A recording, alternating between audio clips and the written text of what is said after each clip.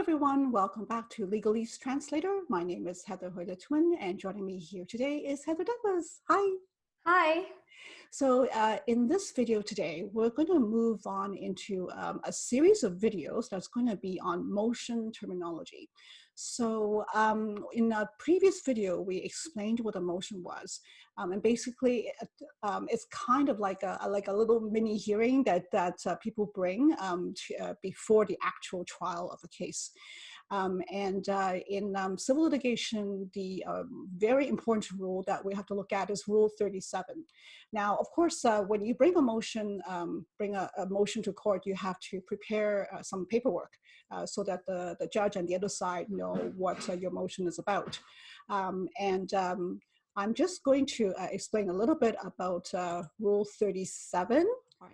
So in subsection 3710 sub 2, it talks about the contents of something called motion record. And motion record is the document that you have to prepare and you have to serve this to the responding party and to the judge.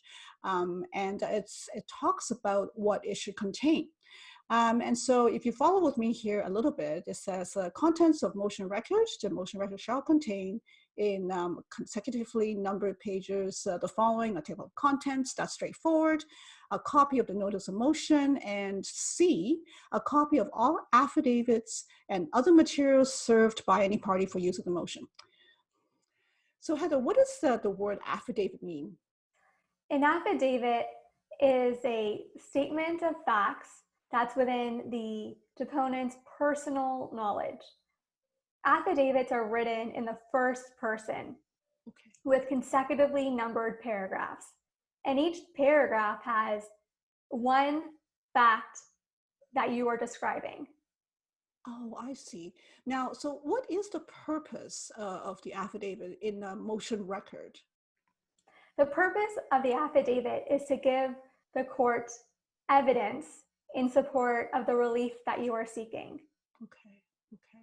So are the facts in the affidavit the same points that I have already included in my notice of motion?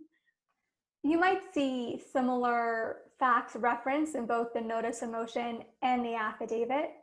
The difference is that the notice of motion is telling the court about what you're seeking, and the affidavit is the evidence in support of that motion. I also read in the Rule 37, that they mentioned something called exhibits. Can you just give me a brief explanation as to what an exhibit is? An exhibit, you will often see that in an affidavit when you're referencing another document. So for example, if you're referencing a letter that you received from another lawyer, then you might say, on this date, such and such, I received a letter from Mr. Smith, dated whatever, attached here too, and then you would attach the exhibit to your affidavit. And the exhibit would be the letter that you received from the opposing counsel.